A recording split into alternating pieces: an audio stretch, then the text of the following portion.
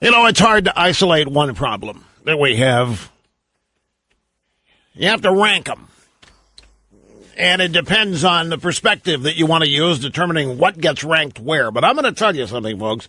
One of the biggest problems that we as conservatives have is on full display all weekend long, continuing into this morning, and that is, quite simply, we have a lot of people who would rather lose gracefully with the approval of the mainstream media than simply use their heads and understand who our opposition is, liberals, leftists, socialists, communists, and take the knowledge of who these people are and how they do what they do and what they do and simply reject it. Starting with the media, starting with the cable news network, starting with the New York Times, and starting with all the left-wing activists. But no, we can't even take a moment to reflect when we see a picture of a teenager who is white wearing a Trump hat, Make America Great hat, and he's standing there smiling while some aging Indian leftist activist is beating a war drum. What do?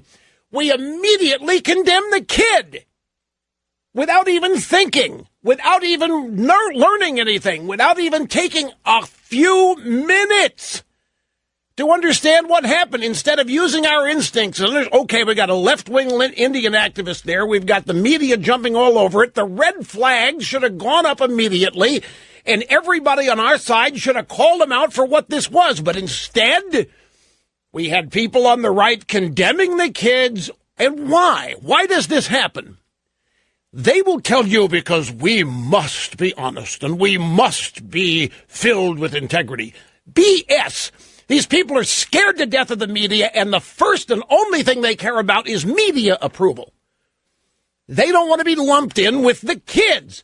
So you have a bunch of kids from a Catholic high school standing around minding their own business, being assaulted by a militant leftist black group, and then having an Indian group with an aging leftist Indian activist named Nathan Phillips come start banging on his war drum. And the assumption is the kids, because they're wearing Trump hats and because they're whites, must have provoked the whole thing. And so you dump on them so that your friends in the media in Washington will realize you're not one of these Trump-loving, stupid little kid supporters.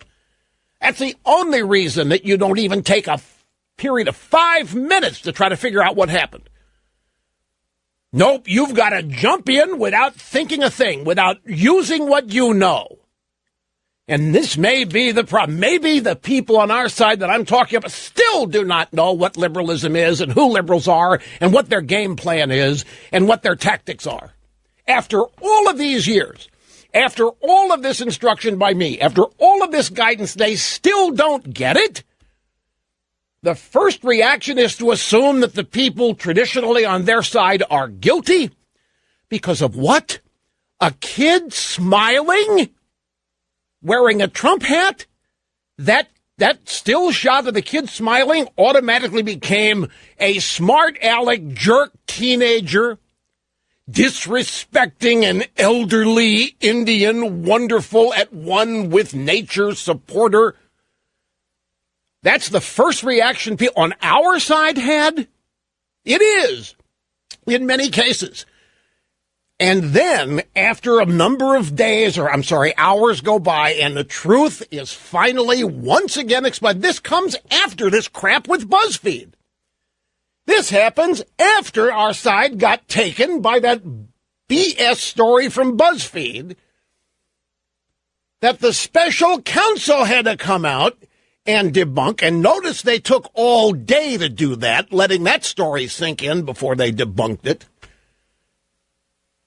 So after accepting that, and after accepting that Trump told the rat to lie to Congress and to the special counsel about a Trump Tower meeting, about a deal in Moscow, after with no evidence, anonymous sources, and the media, the way there's a new technique that they're employing to allow them to report these lies, if true.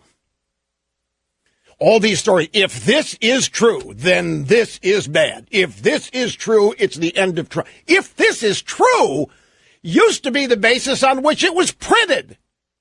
If this is true, used to be the basis on which stuff got published or not. If this is true, I'm telling you, this hatred that the people on the left have for everybody, it's not just Trump and it's not just Trump supporters.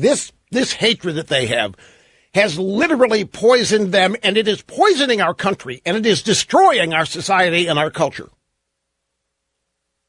The only innocent people on Saturday morning at Washington were the kids from Covington who end up being blasphemed and impugned and destroyed all over America. And they're the total, full-fledged innocent ones. They didn't do anything except show up at a rally for life, wearing their Make America Great Again hats. They're from a Catholic school, so they had everything going against them. They're white, they're teenagers, they're wearing Trump hats, and they are Catholics. They believe in Jesus Christ. They are the enemy. They have to be destroyed.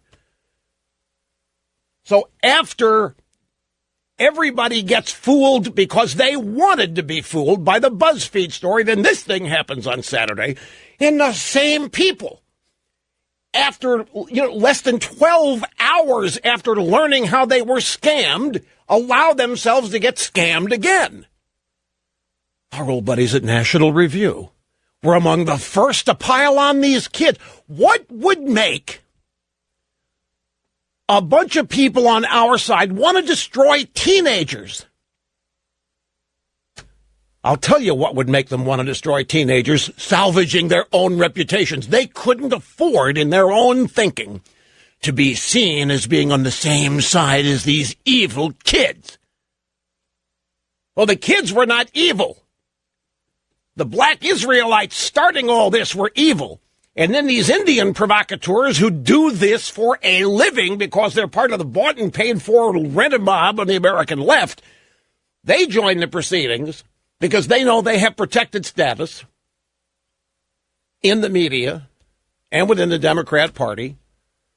And right there, National Review, they start condemning these kids. And I heard Meghan McCain started condemning these kids. All these people, National Review has erased. They've deleted their original story on this.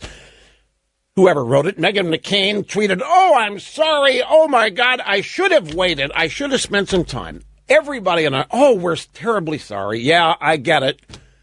What I don't get is why you don't recognize these scams the moment they happen. I do.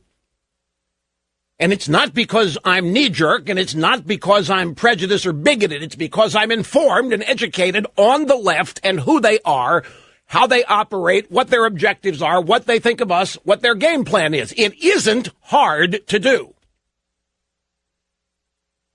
The BuzzFeed story alone should have blown up that town. There ought not be anybody in the mainstream media who ought to have any credibility with anybody going forward. And that could be true before the BuzzFeed story hit. These people haven't reported anything true about Donald Trump and Russia for 2 years.